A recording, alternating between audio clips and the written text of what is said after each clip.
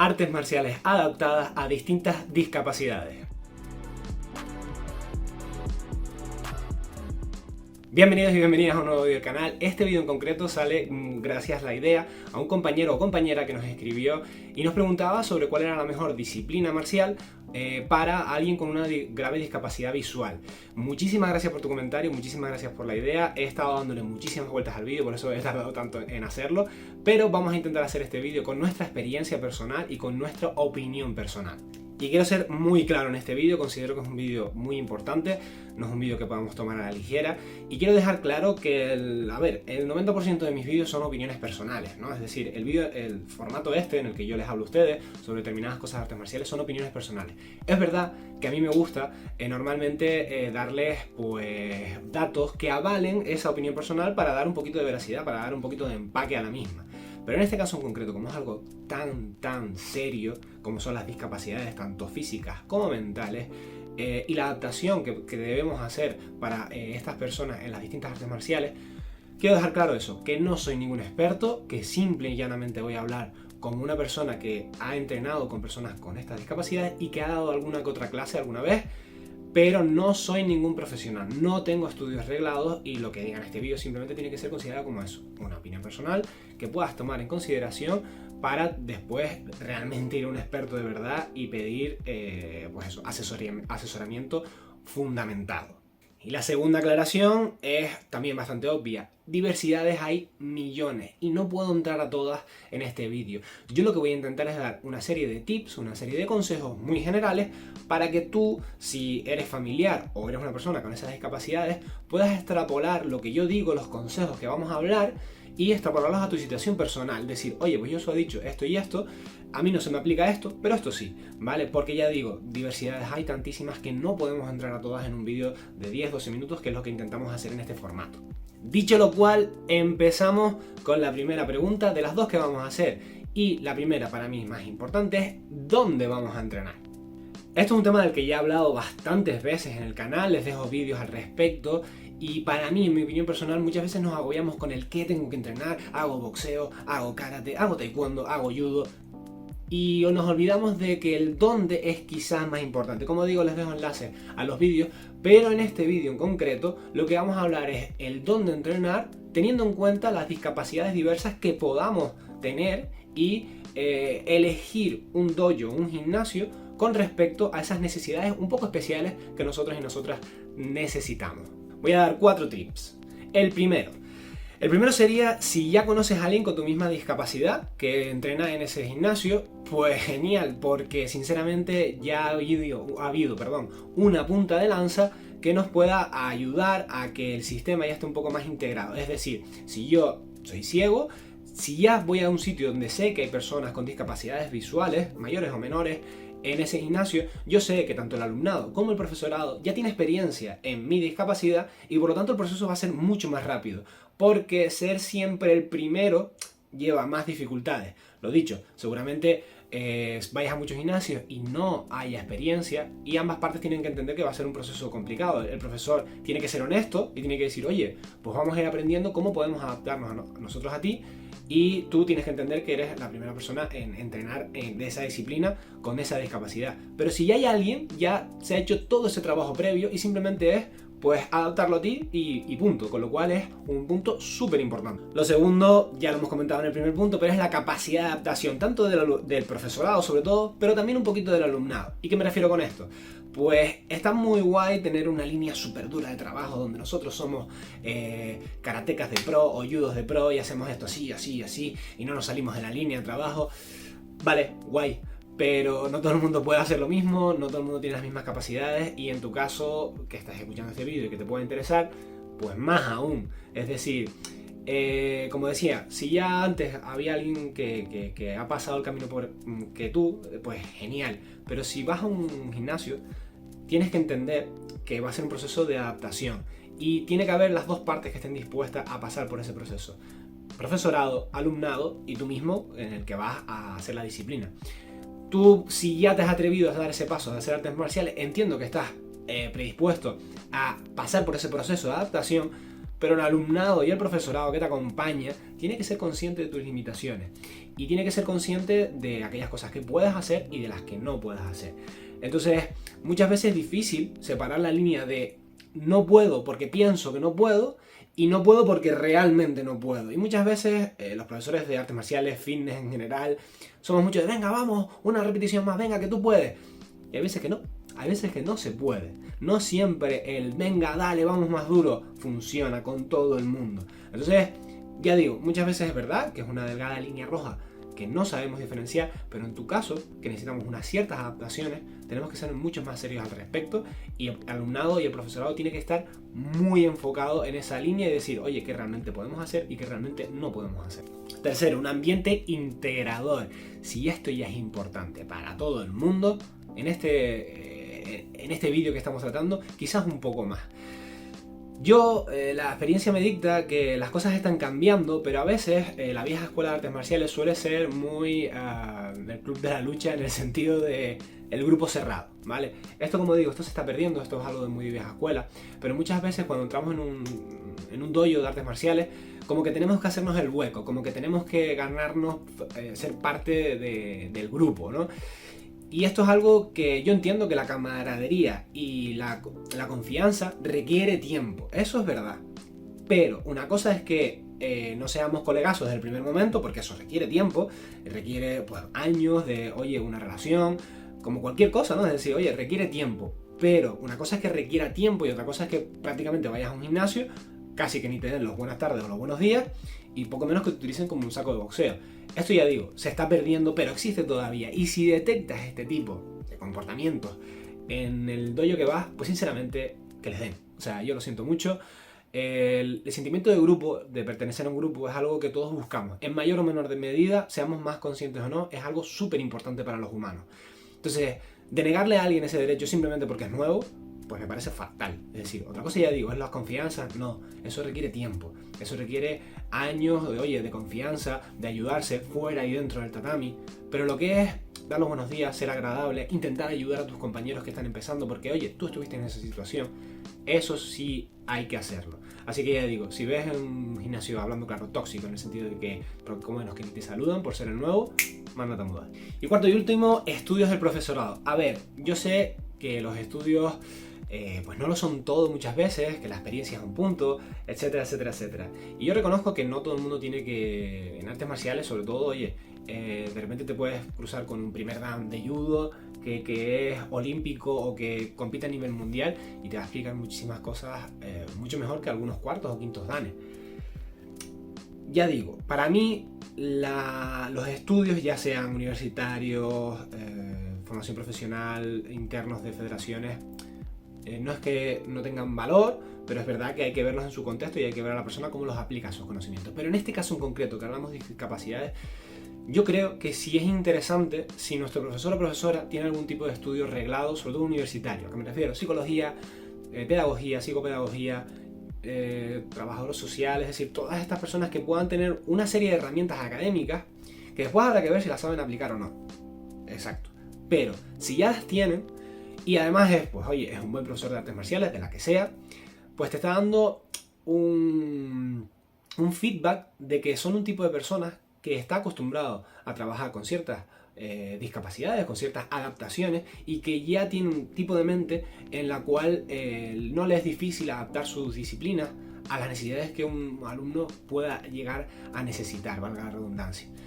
Así que ya digo, si tiene estudios en ese sentido, es un extra que viene muy bien. Y ya digo, no me refiero a estudios tanto federativos, sino a eso, incluso universitarios, en los que pues bueno, podamos ver que la persona tiene lo que hace falta para tratar con ese tipo de personas. Y ya digo, no es obligatorio, ni muchísimo menos. Yo he dado clases a personas con discapacidades y no tengo esos estudios universitarios. Pero, oye, nunca está de más, nunca está de más. Yo ahora algunos de ustedes lo sabrán en los vídeos, estoy estudiando magisterio. En él se dan muchísimas cosas sobre la psicología, sobre la psicopedagogía. Y ahora mismo estoy aprendiendo muchísimo gracias a estas asignaturas y me veo más capacitado de cuando lo hice, ¿no? Es decir, yo solo estuve dando un curso a personas con distintas discapacidades, tanto físicas como intelectuales. y ahora me veo más preparado, curiosamente, gracias a esos estudios, porque ya digo, las discapacidades son muy complejas, hay que estudiarlas bien y después hay que verse en la situación. Pero ya digo, si tiene estudios, mejor que mejor. Y ahora, una vez dado esos 4 tips para dónde entreno, vamos a ver la segunda pregunta más importante, que es ¿qué entreno? Pues bien, por resumir e intentar que el vídeo no supere la media hora o las 2 horas, vamos a poner 4 discapacidades muy globales en las que podamos dar algunos tips. La primera de todas, discapacidad visual, porque fue la que el compañero o compañera nos preguntó, y yo recomiendo siempre el judo. ¿Por qué? Porque ya es un deporte paralímpico donde en Olimpiadas, incluso tenemos competidores en España bastante buenos, puedes llegar a competir. Es decir, ¿eso que nos da? Pues nos da muchas probabilidades de que algunos de los tips anteriores se cumplan. Es decir, ya el judo tiene un programa adaptado para personas con discapacidad y es posible que, sobre todo si vives en una gran ciudad, vayas a un gimnasio donde ya haya alguien que esté entrenando, que tenga una discapacidad visual, o el entrenador ya tenga experiencia en el mismo. Con lo cual, ya digo, simplemente tus probabilidades aumentan de, oye, estar en un entorno que esté adaptado a ti y a tus necesidades. Entonces ya digo, para mí la primera opción sería el judo. Si esto no es posible porque en tu zona no hay nadie que practique judo, o las personas a las que has ido no te gustan por los puntos anteriores o por otros que tú percibas, pues yo siempre recomiendo todo lo que sea la familia del grappling, ¿no? Es decir, todo lo que sea la familia de los agarres. Con chaqueta mejor que sin chaqueta, es decir, con la ropa que usamos en judo, ¿no? Por ejemplo, con el gi, mejor que sin el gi porque tienes algo donde afianzarte, donde agarrar, y es el punto de referencia ese agarre, con lo cual es mucho más sencillo. No digo que no puedas hacer no gi, pero te va a costar un poquito más. Por lo tanto, puedes hacer Brazilian Jiu-Jitsu con gi, puedes hacer Sambo con gi. Pero ya digo, si, oye, también una vez empieces con el gi y te llama la atención el grappling, pues lo mismo, prueba a quitarte la chaqueta y vas a ver que te va a costar un poquito, pero seguro que lo sacas adelante. Para mí el grappling tiene esa gran ventaja con las discapacidades visuales, y es que no depende tanto de la coordinación óculo-manual como lo necesitan otras disciplinas, y ya digo, puedes llegar a unos nivelazos impresionantes. A modo de anécdota, os digo que cuando yo entrené en el Kodokan de Tokio, de judo, en la clase, una de las clases que fui, había un chico que era sordo y ciego. Sé que era sordo y ciego porque la intérprete hablaba con él mediante gestos en la mano, ¿no? Es decir, le iba haciendo como una especie de código Morse, entiendo que sería, en la mano, y flipé con el nivel del compañero porque era ciego, pero tenía una deformidad bastante evidente en la zona de los ojos, y después eso, era sordo porque no se podía comunicar con el instructor. No lo vi entrenar con nadie, siempre estuvo con un instructor, pero le vi entrenar muchísimo Newaza, suelo, y un poquito de Tachiwaza, y tenía un nivel que flipa. Con lo cual, ya digo, buscad en internet referencias, veréis que hay muchísimos grapplers, muchísimos luchadores que tienen discapacidades visuales y que tienen un nivel divino. Discapacidades auditivas, pasamos rápido porque realmente puedes hacer todo lo que quieras. Ya sabes que tu discapacidad, el problema que tienes es la comunicación. Si estás viendo los subtítulos de este vídeo, pues tú sabes que puedes entrenar lo que quieras. El único problema es comunicarte con tus compañeros y con tu alumno y con tu profesora, con tus profesores, perdón. Esto simplemente se resuelve con dejar, si tienes audífonos, los dejas en un ladito mientras entrenes. No entrenes con los audífonos, pero es que esto ya lo sabes tú, no hace falta que yo te venga a decirlo, porque con los golpes o el sudor se pueden deteriorar. Y en las explicaciones, que ya el profesor sepa que tú siempre necesitas un par de segundos más para ir a coger el audífono y conectarlo. Si tienes implantes cocleares, si tienes cosas más complicadillas, pues bueno, tendrías que un poco investigarlo tú, verlo un poco con detenimiento, pero ya digo, si estás en un sitio donde hablan lenguaje de signos, brutal, y si no, que tus compañeros sean, buena gente, te hablen de frente, vocalizando bien, todo este tipo de cosas. Discapacidades motrices, y aquí es un aspecto, los dos últimos aspectos son demasiado amplios, así que entiéndanme si los consejos son muy vagos, porque discapacidades motrices hay infinitas. Y discapacidades motrices realmente puedes practicar un poco lo que quieras. Yo voy a diferenciar dos grandes discapacidades motrices. Una sería la falta de miembros, es decir, nos falta un brazo, una mano, perdón, un brazo, una pierna, etc. Yo la experiencia que tengo es anecdótica, como todo en este vídeo, que es todo opinión personal y es experiencias que he ido viviendo a lo largo de los años. Yo te puedo decir que yo entrené Brazilian Jiu-Jitsu hace un montón de años con un chico aquí que le faltaba una pierna y me daba unas palizas que flipa. O sea, me finalizaba como quería, hacía lo que quería conmigo. Y después conozco un profesor de Aikido que le faltaba una de las manos, no me acuerdo cuál, pero hacía los katas de Aikido con el boken, ¿no? Que es la representación de la espada, ¿no? Japonesa, madera. y lo hacía brutal, incluso era capaz de envainar en el cinto, la espada. Lo que quiero decir con estas anécdotas es que si nos falta algún miembro, evidentemente se te va a complicar un poquito más la disciplina, se te va a complicar un poquito más el viaje, pero es eso, se te va a complicar un poco más. Puedes llegar a unos niveles súper altos, y ya digo, si no me crees a mí y mis experiencias, busca en internet luchadores que han luchado a niveles competitivos altos sin brazos, sin piernas, y vas a ver que hay ejemplos en internet que podrás encontrar fácilmente. Si por otro lado la discapacidad motriz viene por una afectación en las capacidades cognitivas, pues bueno, ya dependerá de lo restringidos que tengas tus movimientos, del dolor que tengas al realizar determinados movimientos, y yo, cuanto más dolor, cuanto más restricción motriz, optaría por disciplinas evidentemente de menos contacto, disciplinas donde haya más katas, donde puedas hacer un entrenamiento más solo, pero ya digo, es la percepción. Yo di clases de judo a chicos con graves discapacidades motrices y yo conseguí adaptarlo. Si yo pude hacerlo, estoy seguro que muchos de ustedes pueden, y pueden encontrar sitios que lo hagan mejor que yo, vamos, sin duda alguna. Y por último, discapacidades intelectuales. Volvemos a lo mismo, chicos, chicas. Es demasiado amplio este sector como para poder entrar, y me remito al consejo anterior. Dependiendo de la discapacidad que tengamos, si es algo prácticamente que no importa o que no es ni siquiera perceptible, practica lo que te dé la gana. Cuanto más grave sea esta discapacidad, más optaría por un deporte de contacto con menos contacto, ¿no? Como el karate, donde podamos hacer solo las katas, etc.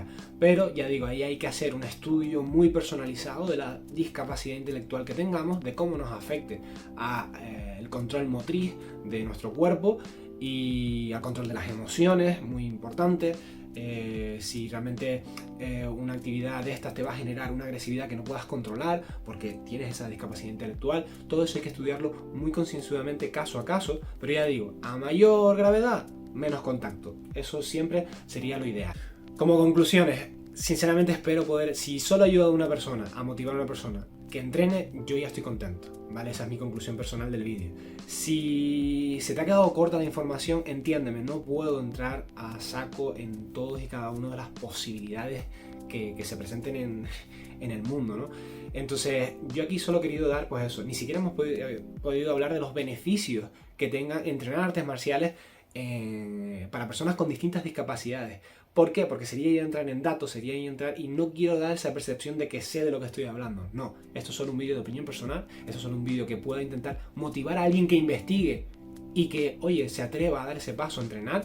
Lo que sí puedo decir es que la mayor ventaja es, como decía, la pertenencia a un grupo. Si entras en un grupo sano, porque no todos los grupos de artes marciales son sanos, ni de coña, es decir, hay gente chunga, hay gente mala, y no me refiero a gente chunga manipuladora, es decir, no todos los grupos de artes marciales son santos, vamos a quitar eso de la mesa. Pero sí que si consigues entrar en un grupo sano, en un grupo que te integre, en un grupo que te aporte, yo personalmente soy mejor persona gracias a las artes marciales. ¿Que me he encontrado personas malas dentro de las artes marciales? Sin duda, pero como en cualquier lugar. Pero en mi balanza personal, yo soy mejor persona gracias a que me he rodeado de personas que son increíbles y que me han aportado tantísimas cosas. Y eso es un valor.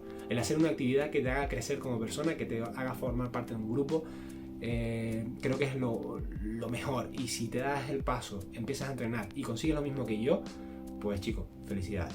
Espero que les haya gustado el vídeo. Si no tienes una discapacidad, pero conoces a alguien o algún familiar de alguien que esté interesado, pásale el vídeo, que a lo mejor le puede ayudar, como digo, tomándolo como lo que es, como si nos tomáramos un café tú y yo, lo pasa que a través de la pantalla, y yo te cuento mi experiencia y de ahí puedas sacar tus propias conclusiones. Sinceramente, ya digo, como dije anteriormente, si he podido animar a alguien, yo estaría súper feliz. Al final sabéis que el canal, aunque ha ido creciendo, sigue siendo algo de diversión, sigue siendo algo que es para mis alumnos, aunque yo sé que lo ve más gente. Pero ya digo, muchísimas gracias por aguantar todo este vídeo. Si conoces a alguien que lo pueda necesitar, envíaselo, que seguro que le ayuda muchísimo, y nos vemos en el siguiente.